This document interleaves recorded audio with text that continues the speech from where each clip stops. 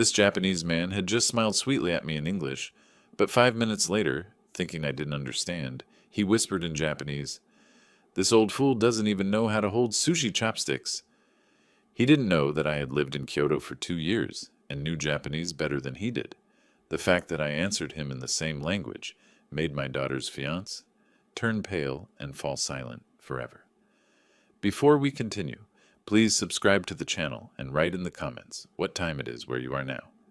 Kenji's eyes moved across my dining room like a realtor doing a mental appraisal, and that's when I first felt it, something sharp and wrong beneath his charming smile.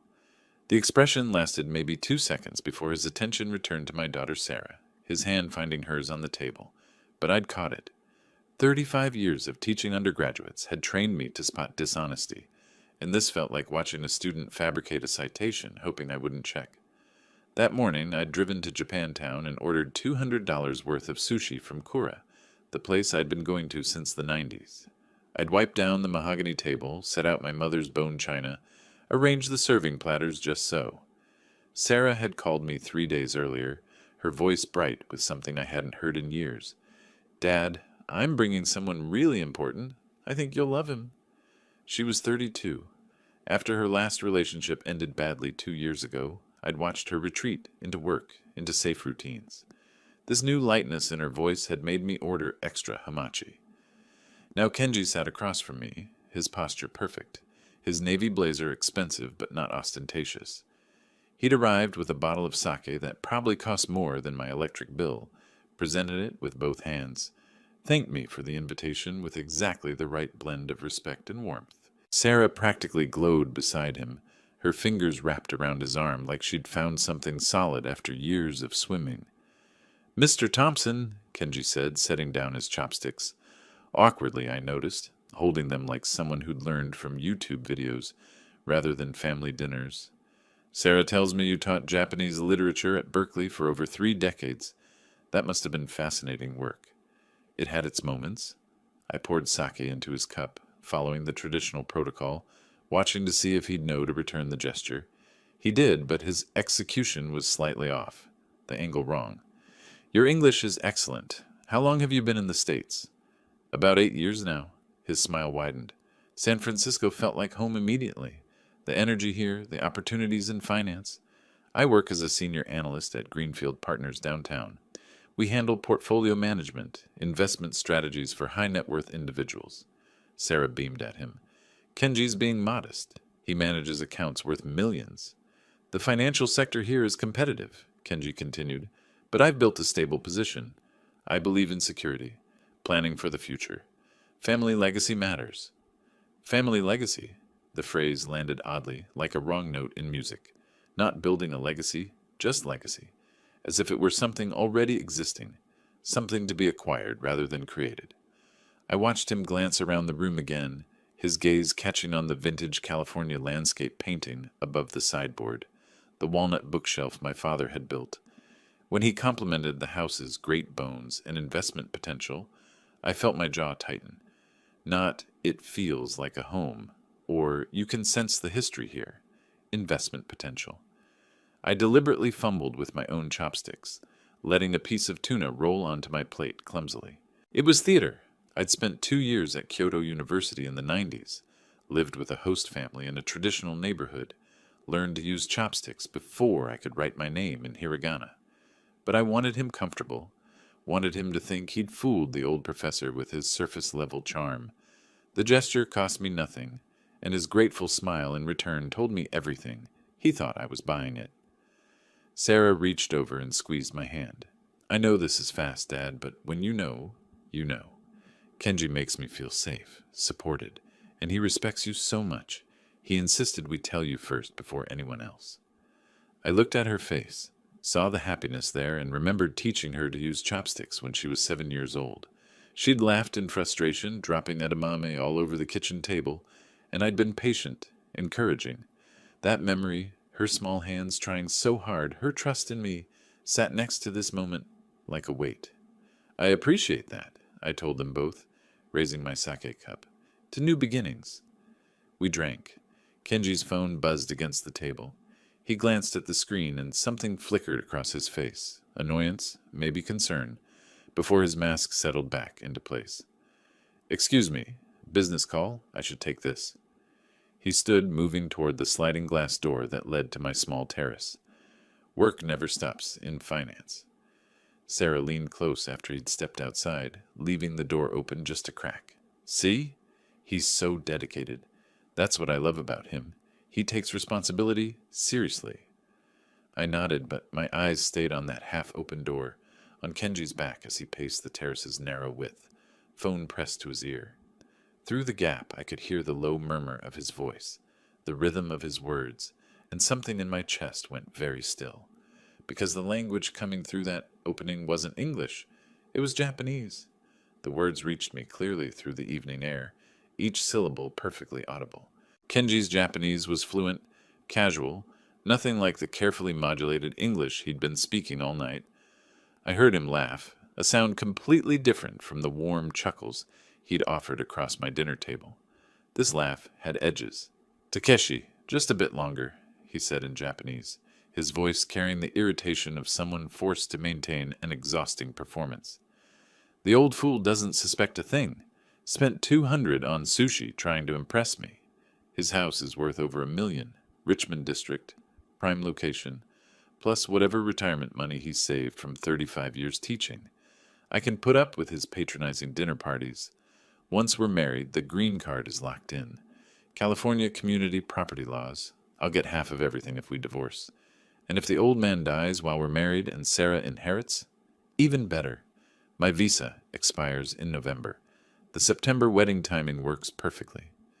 I stopped breathing. My wine glass hung suspended halfway to my lips, and I carefully, very carefully, set it back down without making a sound. 35 years of teaching Japanese. 2 years living in Kyoto's Higashiyama ward. Every word he'd spoken was clear as bells. No room for misunderstanding, no possible misinterpretation.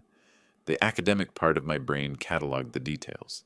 California Community Property Division, visa expiration, calculated timeline. The father part of my brain felt something cold and dense settle into my stomach. Sarah was still talking beside me, oblivious, her voice bright with wedding plans. "I'm thinking September, maybe early fall when the weather's nice. What do you think, Dad? Would Kenji's family come from Japan, or is that too much to ask?" She scrolled through something on her phone, showing me venue photos I wasn't really seeing. "The Presidio has this beautiful spot overlooking the bay. We could do the ceremony outdoors, maybe cherry blossom arrangements as a nod to his heritage." Cherry blossoms. The irony would have been funny if my daughter's future wasn't crumbling in real time on my terrace. I made sounds of agreement, nodding at appropriate moments, while my mind recorded every word still filtering through that half-open door. Kenji mentioned dollar amounts, property values, inheritance timelines. Each word was a nail, precise and deliberate. Then the conversation ended. I heard him say something about calling again next week, heard the shuffle of him pocketing his phone. Sarah looked up, expectant, still radiant. I arranged my face into pleasant neutrality as Kenji stepped back inside, sliding the door shut behind him. His expression had transformed again. All warmth, all gratitude. The perfect prospective son-in-law. "Sorry about that," he said, settling back into his chair like he'd never left. "Client emergency, but it's handled now. Thank you for your patience, Mr. Thompson. And thank you for this evening, for welcoming me into your home. In Japanese culture, family approval means everything. I promise to honor Sarah and cherish what you've built here." What you've built here. The words sat between us like stones. Not become part of your family, or take care of your daughter. What you've built, as if my house, my life, my savings were assets in a ledger he'd already totaled. I smiled at him. Then in Japanese, I said clearly, "Kotoshi no sakura wa kirei desu ne." This year's cherry blossoms are beautiful. The phrase was innocuous, simple. Seasonal small talk any Japanese speaker might offer. But I delivered it in flawless, Kansai-accented Japanese.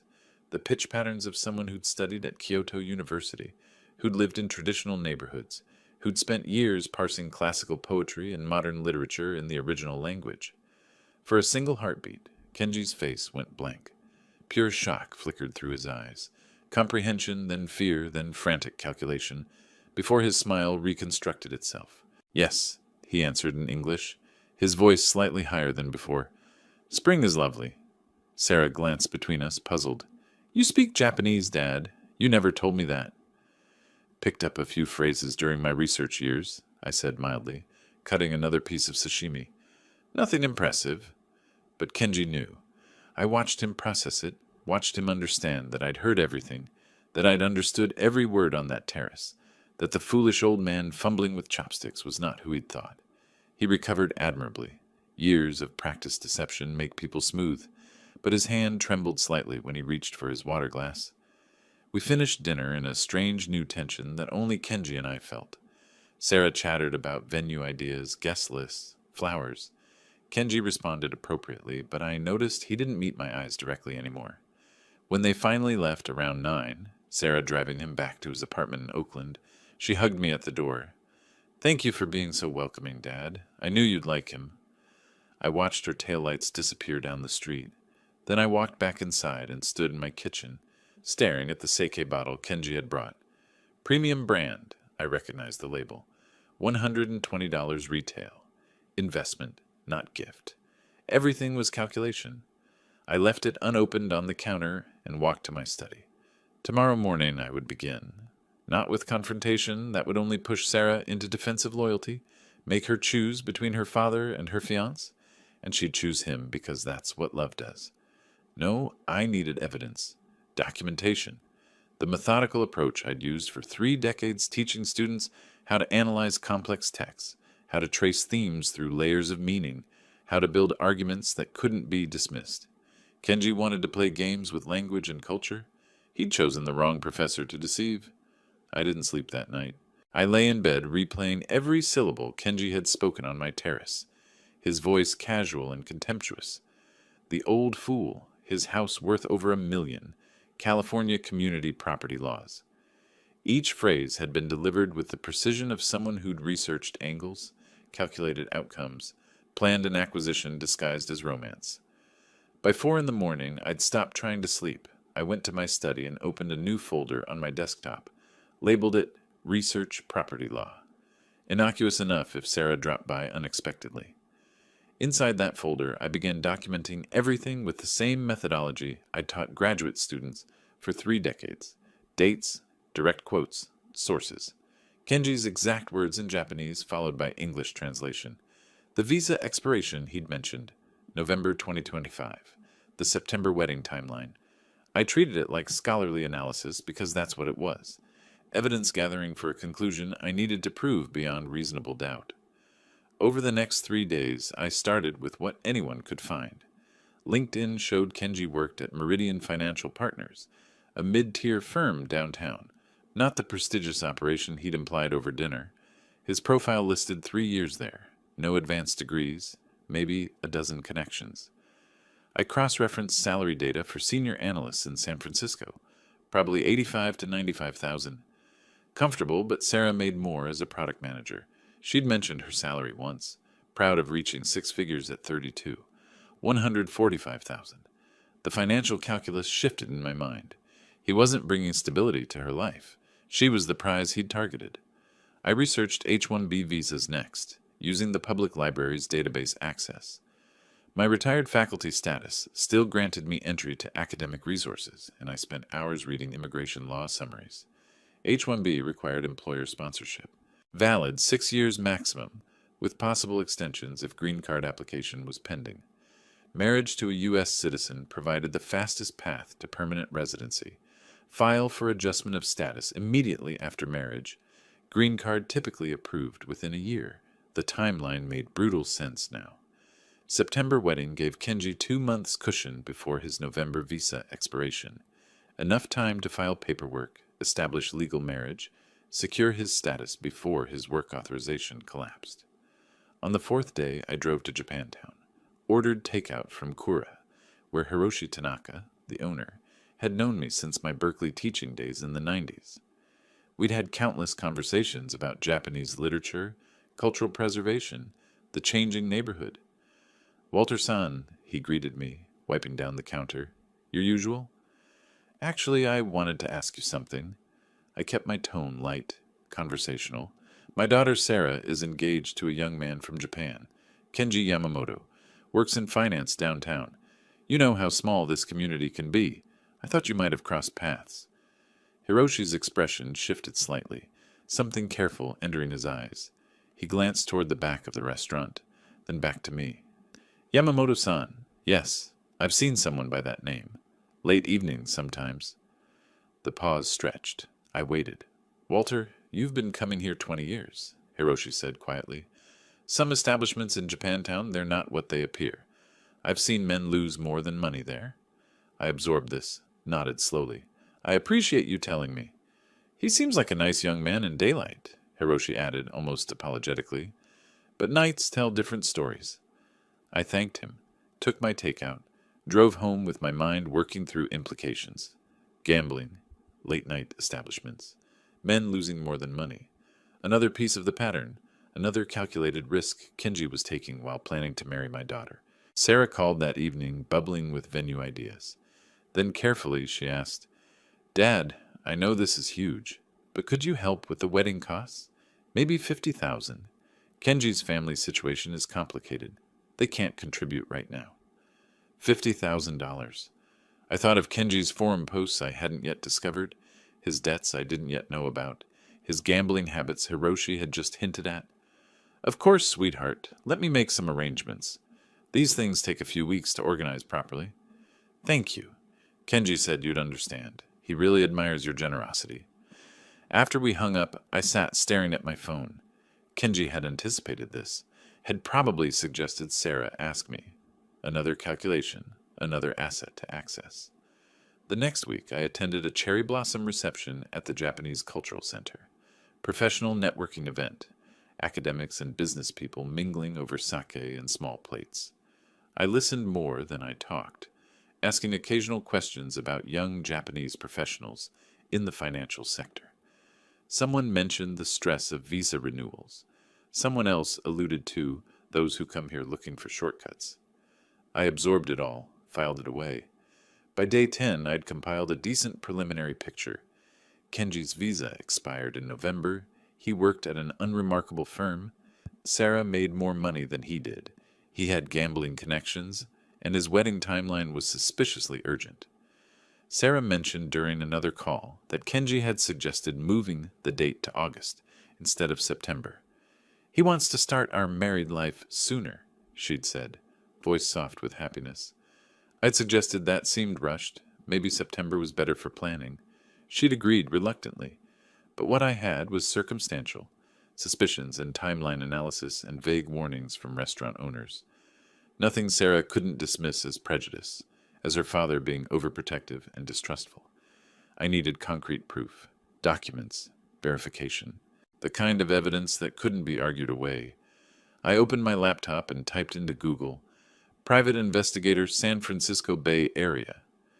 3 searches later, I was reading reviews. One name kept appearing with 5-star ratings. Marcus Webb, former SFPD detective. Discreet and thorough. The flat rate quoted online was $3,500 for a standard background investigation. 2 weeks of work. I picked up my phone. Sarah's future was worth infinitely more than $3,500. The coffee shop Marcus Webb chose was in the financial district, anonymous and busy. He looked exactly like a retired detective should, mid-50s, gray hair cropped short, eyes that assessed everything.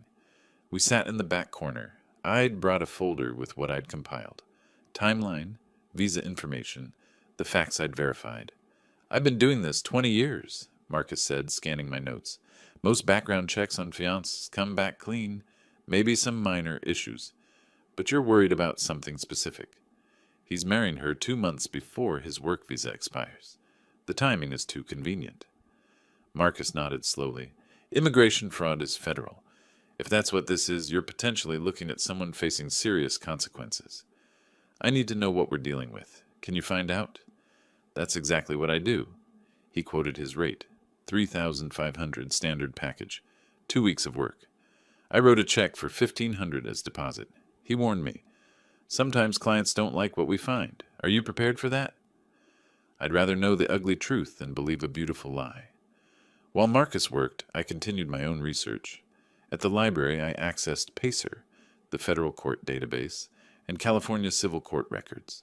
Searched Kenji Yamamoto plus San Francisco plus civil cases. Found 2 small claims judgments, $4,200 to a credit card company in June 2023, $3,800 to a personal loan company that September, both unpaid.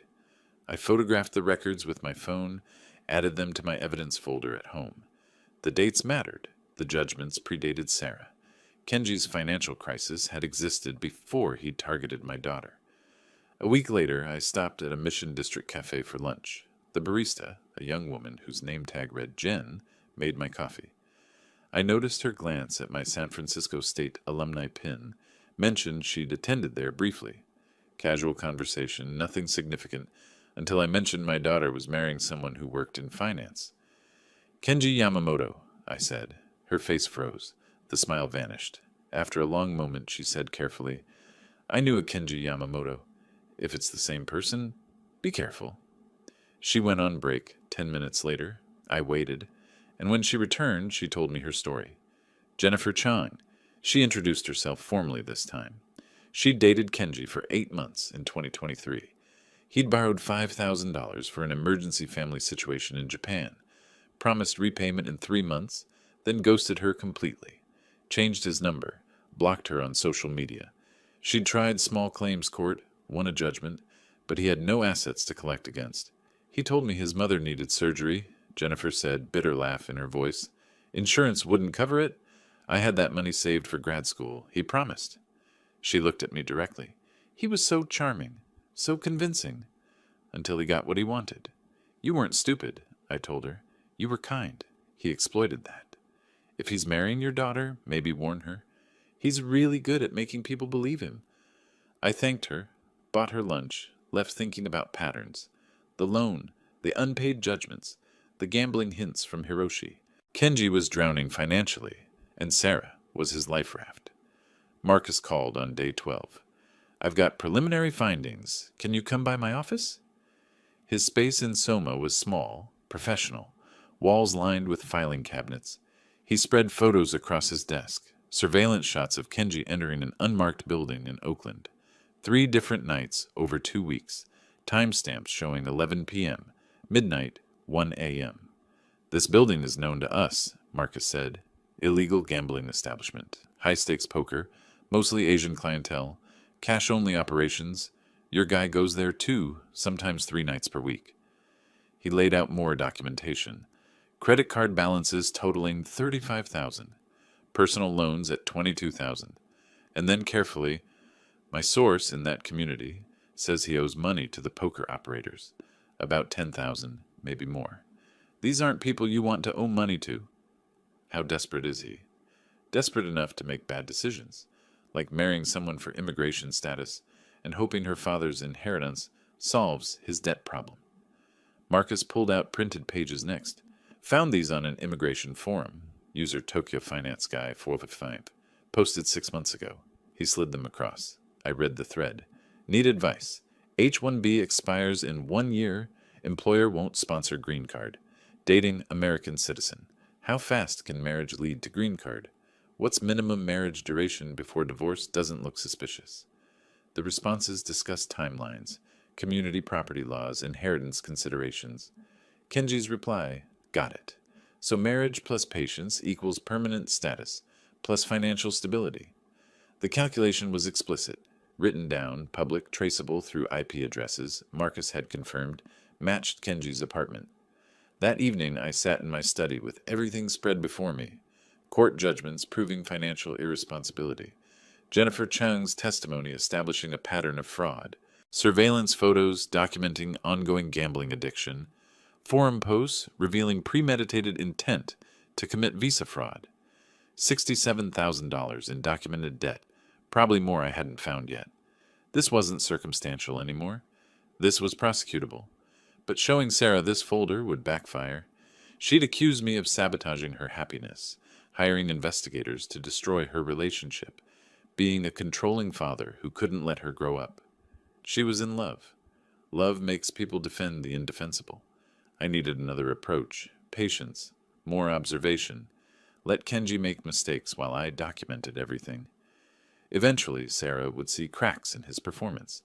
Eventually, the truth would become undeniable. I closed the folder.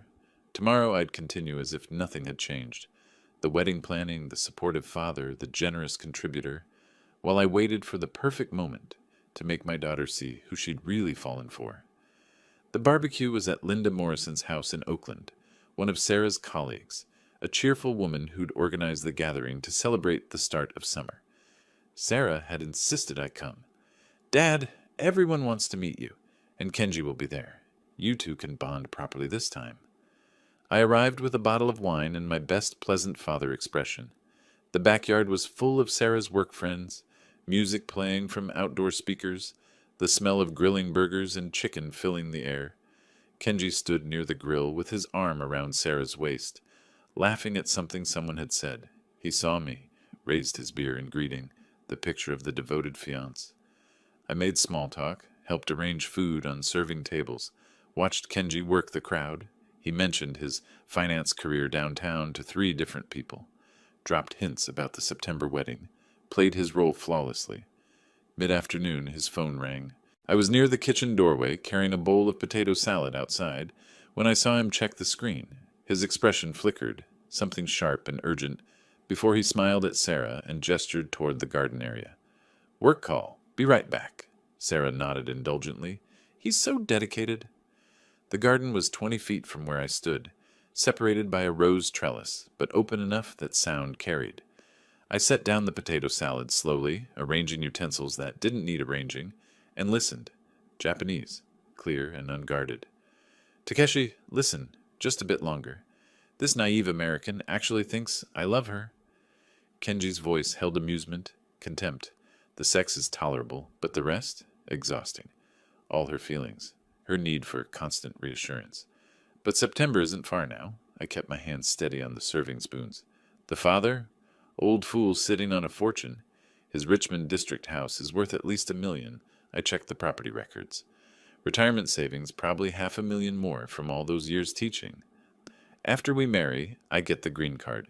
Wait 1 year to avoid obvious fraud, then file for divorce. California's community property law, I've researched it thoroughly, means I get half of everything she earns during the marriage. With her salary, that's over $70,000 for 1 year of pretending to be married. My vision narrowed to the rose trellis, the red blooms sharp against green leaves. "Better yet," Kenji continued, voice dropping to something almost gleeful, "if the old man dies while we're still married and Sarah inherits, I'm legally entitled to a portion of that inheritance as community property. I've verified this with online legal forms. The more I think about it, the more brilliant this plan becomes. Clear my gambling debts. What are we at now? 71,000. And return to Tokyo with money in my pocket. My father will finally respect me." Laughter, easy, confident, triumphant. "She'll never see it coming. None of them will. By this time next year, I'll have permanent residency status and enough money to start fresh. She can keep her broken heart and her empty bank account."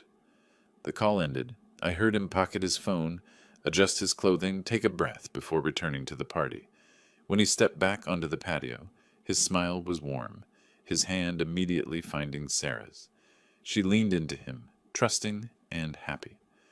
I carried the potato salad to the table, set it down carefully, smiled at Linda Morrison when she thanked me, made a joke about portion sizes. Inside, I was cataloging every word Kenji had spoken. Naive American, old fool with a fortune, 1 year then divorce, community property calculations, inheritance angles, gambling debts at 71,000 now, plans to return to Tokyo. The phrases were seared into memory with academic precision.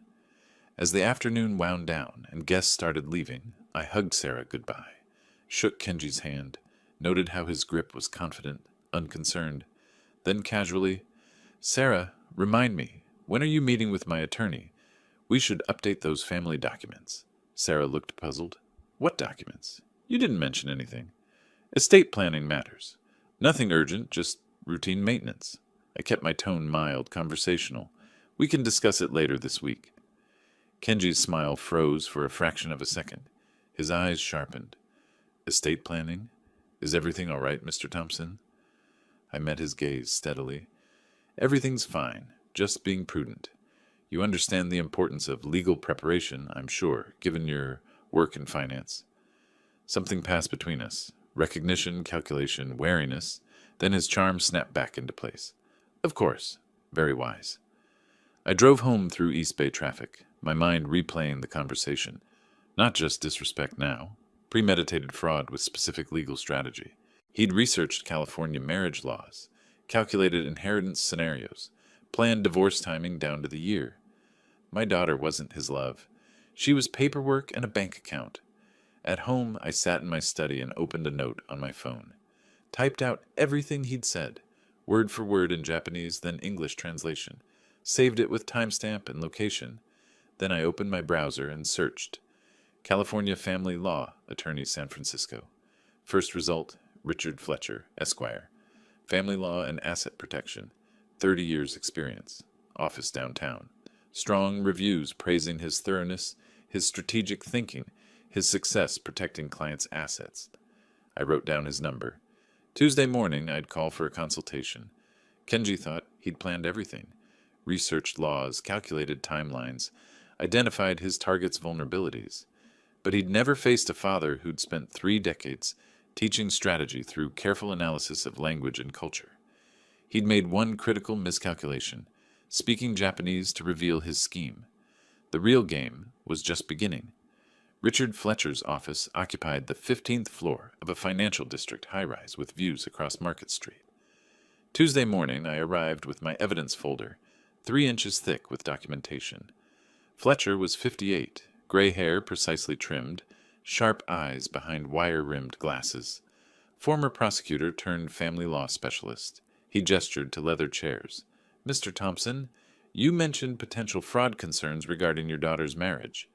I opened the folder. My daughter Sarah is marrying Kenji Yamamoto in September. I believe he's using her for immigration status and financial gain. I laid out everything. Relationship timeline. Both overheard Japanese conversations with my translations. Marcus Webb's investigator report. Court records showing unpaid judgments. Jennifer Chang's testimony about the $5,000 loan fraud. Screenshots of forum posts discussing marriage for green card strategies. Fletcher read everything without interruption, making notes on yellow legal pad. When he finished, Mr. Thompson, in 30 years of family law practice, I've seen calculated exploitation. This is one of the most methodical. He's researched community property laws, planned timelines, targeted your daughter for her income and your assets. Can we protect her legally? We can. A properly drafted prenuptial agreement would neutralize his entire strategy, but she has to agree to it, and he has to sign it. That's the complication. Fletcher explained California's community property system with precision. Without prenuptial agreement, anything Sarah earned during marriage belonged equally to both spouses. Her $145,000 salary meant Kenji could claim roughly $72,000 after 1 year, plus half of any appreciation in her Oakland apartment, potentially $30,000 to $50,000 in this market. If I died during their marriage and she inherited my estate, he'd have legal claim to a portion as community property. So his plan is legally viable. Completely. That's what makes this dangerous. The prenuptial agreement is your defensive line. Fletcher proposed 2-pronged strategy. Draft the most comprehensive prenuptial possible, protecting all Sarah's premarital assets, future income, and any inheritance. Include provisions that if marriage ended within 3 years, Kenji received nothing, no assets, no support, no claims. Second, begin planting doubt through Sarah's trusted friends, preparing her to consider legal protection without direct paternal pressure that would trigger defensive loyalty. The prenuptial itself will be a test, Fletcher added. If he refuses to sign, his intentions become obvious. His fees were $450 per hour, estimated $8,500 total for drafting, agreement, revision sessions, consultations. I wrote check for $5,000 as retainer, without hesitation. Draft the strongest protection possible. My daughter's future is worth any cost. Fletcher promised initial draft within 1 week. Over following days, I implemented his secondary strategy. Linda Morrison, Sarah's colleague, lunched Tuesdays at a Mission District cafe. That week I arrived at noon, ordered coffee, acted pleasantly surprised when Linda entered. "Walter, what are you doing in this neighborhood?" "Dentist appointment nearby. Join me?" We talked about Sarah, the wedding. I asked Linda's impression of Kenji, keeping tone casual, fatherly concerned rather than accusatory. Linda was diplomatic, but honest. "He's charming. Very charming. But Sarah mentioned he's been asking questions about your family, your house, your finances, her inheritance prospects. It feels less like getting to know you and more like due diligence." She paused. "My ex did that before he proposed. Turned out he had serious gambling debts. If you ever hear anything concerning about his background, visa status, financial issues, would you mention it to Sarah? Not as suspicion, just friend-to-friend information." "Of course," Linda said, looking troubled. "I want her going into this with eyes open." Days later, Sarah stopped by to show wedding invitation samples. I'd left my tablet on kitchen counter, screen showing article. Marriage fraud red flags. When immigration status drives relationships. Deliberate placement, seemingly accidental, Sarah noticed. "Dad, why are you reading about immigration marriage fraud?" "A colleague's daughter went through terrible situation last year," I said, voice carefully neutral. "Met someone on visa. Rushed engagement. Turned out he was using her for green card status. Cost her emotionally and financially. Made me think about protecting the people we love." "That's not Kenji," Sarah said, but her voice held slightest edge of uncertainty. "I'm sure it's not, sweetheart. But legal protection before marriage is smart regardless. Has nothing to do with trust, everything to do with prudence." I let that sit. "If Kenji loves you, he'd want you protected too." She didn't respond, just looked at invitation samples with slightly less enthusiasm than before. Late May evening, Fletcher's preliminary draft arrived via email. 20 pages of legal fortress. Sarah's apartment remained separate property. All premarital assets protected. Future income and inheritance shielded. If marriage ended within 3 years, Kenji received 0 assets, 0 support, 0 claims.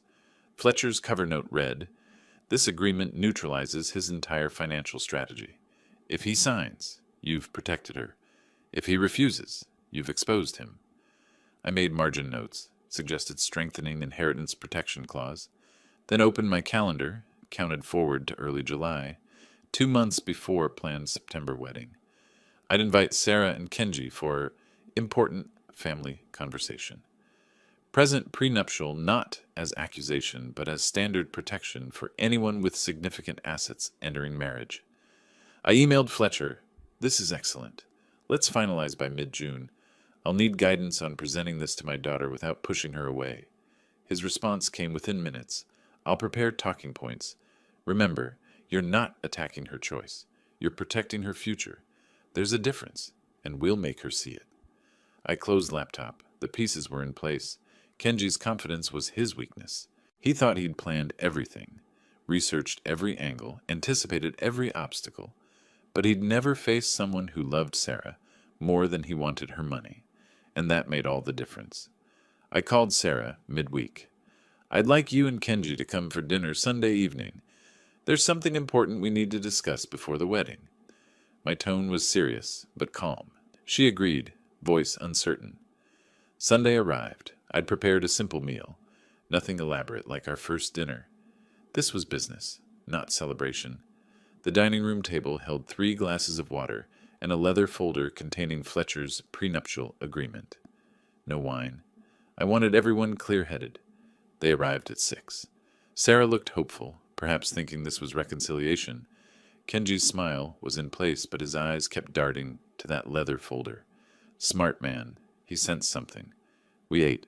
Small talk. Weather, work, wedding venue logistics. When dishes were cleared, I placed the folder on the table and opened it. "Sarah, Kenji, I've consulted with a family law attorney. Before any marriage involving significant assets, it's standard practice to have legal protection in place." I turned the document so Sarah could see it. "I've had a prenuptial agreement prepared." Sarah's face went through several expressions: confusion, shock, hurt. "Dad, what? A prenup?" "This protects your assets, sweetheart. Your Oakland apartment, your savings, your future income, any inheritance from me. These remain yours regardless of what happens in the marriage. Kenji's charming mask cracked. His jaw tightened. Mr. Thompson, this feels extreme. Sarah and I love each other. We're building a life together. Prenuptial agreements are for people who don't trust each other. They're for people who are prudent. I kept my voice even, professorial. Sarah's income exceeds $145,000 annually. She owns property. Without protection, California community property law means anyone she marries has claimed half of everything earned during the marriage. That's not about trust. That's legal reality. You're treating our marriage like a business transaction, Kenji said, edge creeping into his voice. I'm treating it like what it legally is, a contract with significant financial implications. Kenji stood, chair scraping back. This is insulting.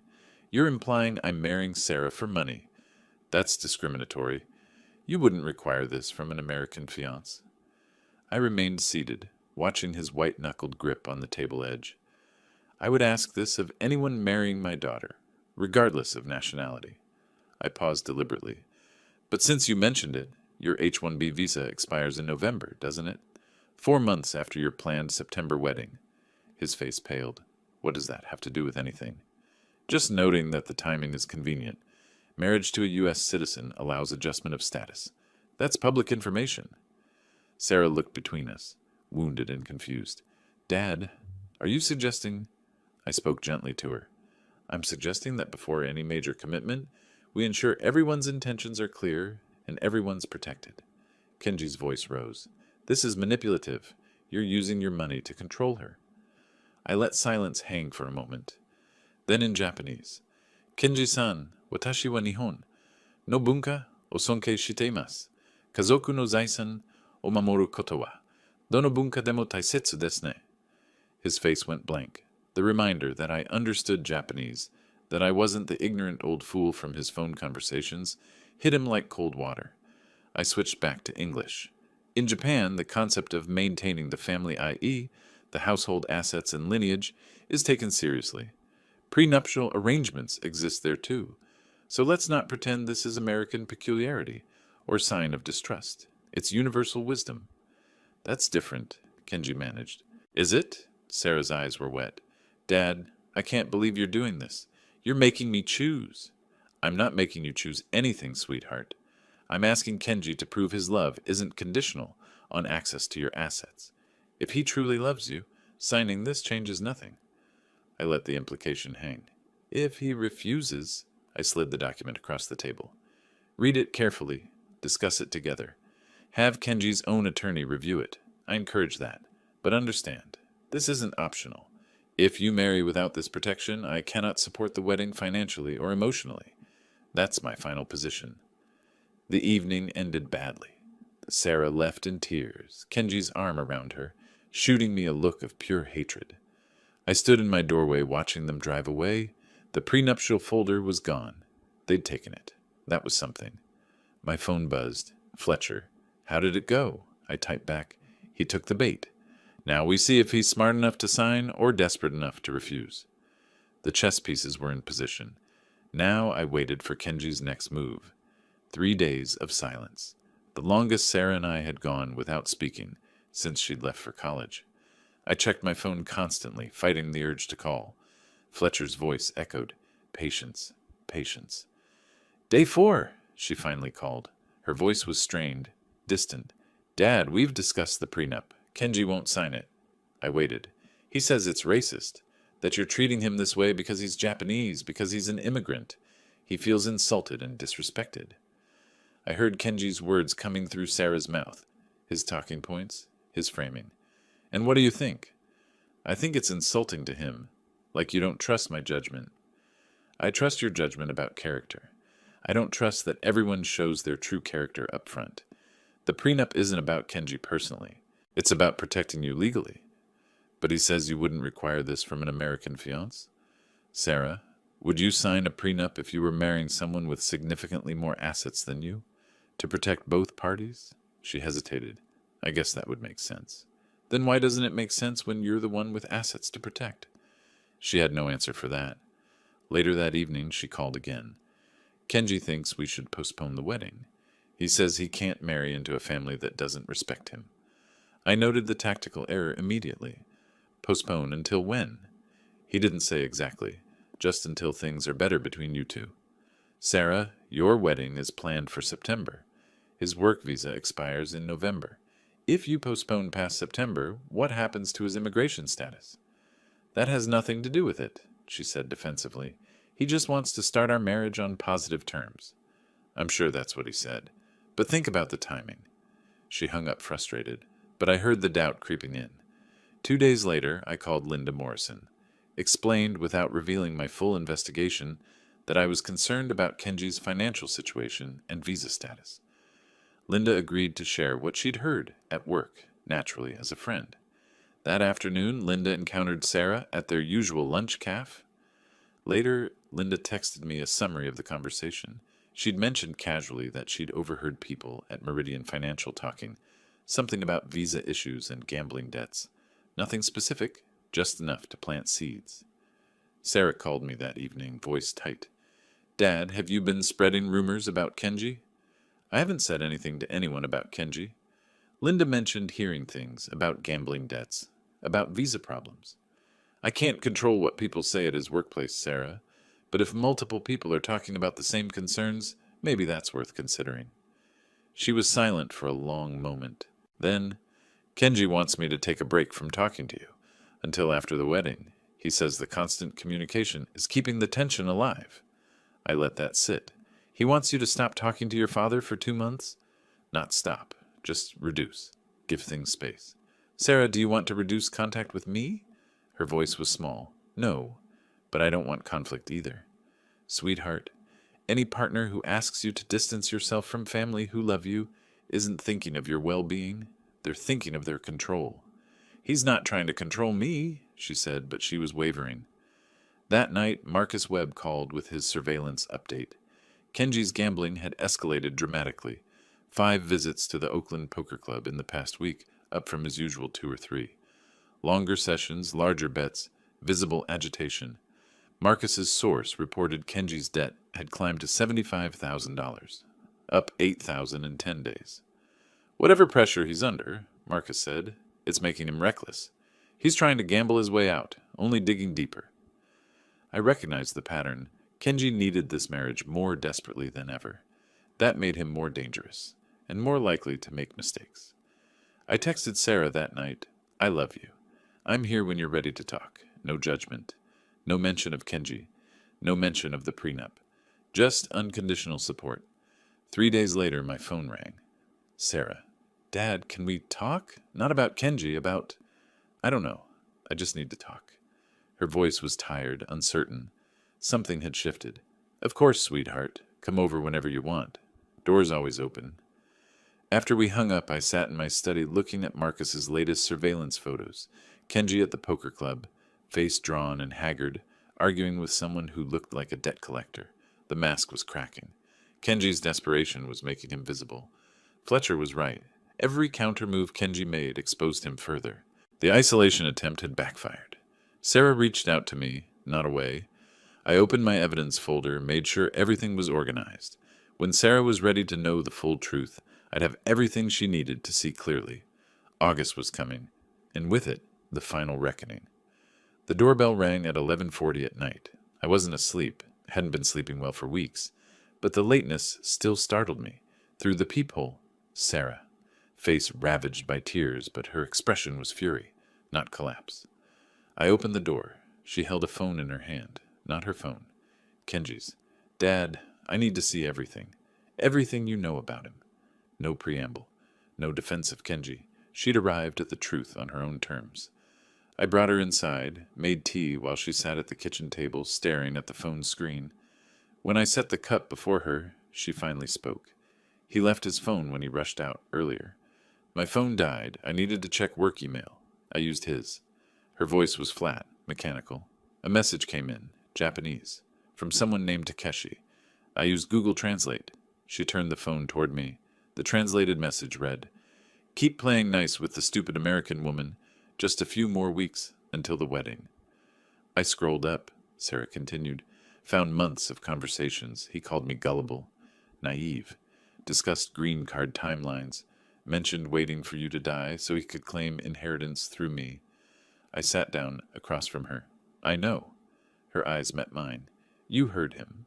That first dinner, on the terrace. I heard him. I speak Japanese. She absorbed this. Then, show me everything. I want to know exactly who I almost married. I went to my study and returned with the evidence folder I'd maintained for 4 months, laid it out systematically.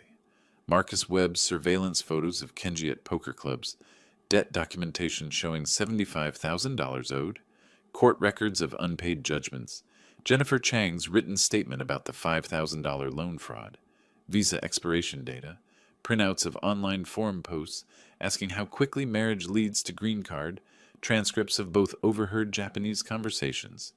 Sarah read every page, asked questions about dates and sources, cross-referenced Kenji's lies with documented facts. By 3 in the morning, she was exhausted but clear-eyed. He was going to marry me, wait exactly 1 year so it wouldn't look suspicious, then divorce me and take half of everything under community property law, plus whatever I inherited from you if... She couldn't finish. If I died during that year, I said gently. Yes, that was his plan. Her tears were anger now. Tomorrow we confront him. I want him to see that I know. The next morning, Sarah texted Kenji, "Come to my dad's house at 10 a.m. We need to talk about the wedding." He arrived cautiously hopeful, thinking perhaps she'd convinced me to back down on the prenup. He walked into my dining room and found Sarah, me, and Richard Fletcher sitting with the evidence folder open between us. His face went from hopeful to wary to trapped in 3 seconds. Sarah spoke first. "I found your phone last night. I read your messages with Takeshi. I know what you called me. I know what you planned." She produced translated screenshots. "Stupid American woman. Marry her, wait a year, divorce, get half under community property law." Kenji tried to laugh. "Sarah, that's just guys talking. Joking around. You don't understand the context." Google Translate was very clear. Her voice was ice. "That's not joking. That's fraud." He pivoted to explanations. Mistranslation, misunderstanding, taken out of context. But as Sarah produced piece after piece, the gambling debts, the court judgments, Jennifer Chang's story, the visa timeline, his defenses crumbled. He turned on me. "You spied on me. You hired investigators. This is entrapment." Fletcher spoke for the first time. "Mr. Yamamoto, everything here was obtained legally. Public records, lawful surveillance, voluntary witness statements. However, what you've done, researching marriage fraud, planning to exploit community property laws using marriage for immigration benefit, constitutes marriage fraud under federal law. Immigration fraud carries penalties including permanent visa denial, criminal charges, and deportation." Kenji's face went white. His final outburst was rage, switching between Japanese and English, shouting accusations of racism, threats of defamation lawsuits, but his fury only confirmed his guilt. I responded in Japanese. "Kenji-san, I gave you every chance to be honest. You chose deception." Then English. "This conversation is over. Please leave." His desperate final plea to Sarah. "Please, I can explain everything." "Get out," she said. "Don't contact me again. The engagement is over." After Kenji stormed out, we sat in silence. Sarah was trembling. Rage, relief, grief mixing together. Fletcher packed his documents. "I'll prepare a cease and desist letter. If he contacts you again, document everything." After Fletcher left, Sarah and I sat in the dining room where this had all begun. "Dad, I'm so sorry I didn't believe you. You tried to protect me and I stopped her. "You loved someone.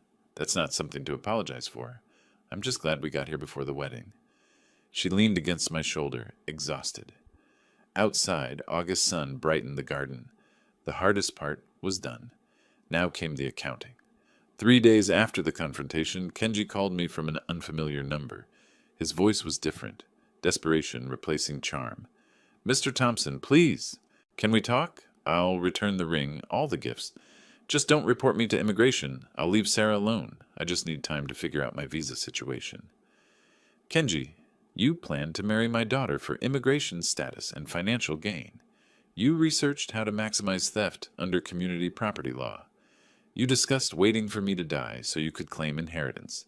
Those aren't misunderstandings. Those are crimes. He tried pleading, then threats of defamation lawsuits. I cut him off. File whatever you want. We have documentation. Your actions have consequences. You wanted to use my daughter as a ticket and a bank account. That doesn't go unpunished. With Sarah's authorization, Fletcher drafted an anonymous report to Kenji's employer. Documentation of $75,000 in gambling debts, involvement with illegal gambling establishments, financial instability, violating company ethics policy. He sent it via anonymous email, with attached public records and surveillance photos. Factual, verifiable, impossible to ignore. 2 weeks later, Kenji was terminated from Meridian Financial Partners. Official reason, ethics policy violation regarding undisclosed financial liabilities. His H-1B visa sponsorship was withdrawn immediately. Under immigration law, he had 60 days to find a new sponsor or leave the country. With his record, no company would touch him. Sarah learned of his firing through office gossip. Linda Morrison heard from contacts at Meridian. Sarah felt no triumph, just exhausted relief. It's really over. Late August, Kenji left for Japan. Couldn't afford to stay, couldn't get new visa sponsor, gambling debts still pressing. Word spread through professional networks about why he left so suddenly. His reputation was damaged. Back in Japan, he faced his debts and the knowledge that his brilliant plan had ended in complete failure. No dramatic final confrontation, just absence. The man who tried to con us was gone. A week after Kenji's departure, Sarah and I had dinner at my house. Peaceful. Normal. Dad, I need to say this properly. Her voice was steady. I'm sorry. You saw through him from that first dinner. I accused you of being controlling, of being prejudiced. You were protecting me, and I made you the villain. Sarah, let me finish. You hired investigators, consulted lawyers, gathered evidence, all while I was defending someone who called me stupid behind my back. I'm so sorry. Sweetheart, you were in love, or thought you were. Love makes us vulnerable. That's not weakness. But you were right. I was right about Kenji, but you needed to learn the truth on your own terms. If I'd just told you what I heard that first night, would you have believed me? She considered. No, I wouldn't have. Exactly. You needed evidence you could verify yourself. I'm just glad we got there before the wedding. She was crying now. Thank you for not giving up on me, even when I pushed you away. That's what parents do. We don't give up. Ever. September arrived. Life settled into healthier rhythm. Sarah joined a support group for people who'd experienced manipulative relationships, learning to recognize red flags, processing what happened, rebuilding trust in her own judgment. We had weekly dinners, more open with each other than before. I returned to routines I'd neglected, working in my garden, reading, accepting invitations I'd postponed. A former colleague from Berkeley asked me to guest lecture on cross-cultural communication. I accepted, found unexpected satisfaction in teaching again, sharing knowledge that had practical value. Mid-September, warm afternoon. Sarah helped me plant autumn mums in the garden. She'd started dating casually again, coffee with someone from Linda's office, no pressure. You know what's strange, she said, pressing soil around a chrysanthemum. I feel like I learned more in 4 months than in 4 years of college. About what? About judgment. About taking time to know people. About listening to people who love me when they have concerns. She paused. About my dad being smarter than I gave him credit for. I smiled. I had an unfair advantage. I speak Japanese. You had experience. You'd lived longer, seen patterns. I kept thinking your caution was overprotective. But you were just aware. She straightened, brushing dirt from her knees. Will you do something for me? When I start dating seriously again, will you meet them? And if you see red flags, will you tell me? Always. That's my job. She leaned against my shoulder. I'm lucky to have you. I'm lucky to have you too, sweetheart. That's why I couldn't let anyone hurt you. The garden glowed in afternoon light. Autumn flowers ready to bloom. My daughter beside me, wiser now, stronger. The crisis had passed. What remained was understanding. Experience matters, wisdom has value, and protecting those you love is never wrong, even when they can't see the danger yet. I looked at Sarah. Really looked. She caught my gaze. What? Nothing. Just glad you're here. She smiled, understanding without words. We returned to planting. Life continued. Justice served. Family protected. The story doesn't end with dramatic resolution. It ends with quiet peace, the most satisfying ending of all. If you like this story, please like this video, subscribe to the channel, and share your impressions of this story in the comments. To listen to the next story, click on the box on the left. Thank you for watching.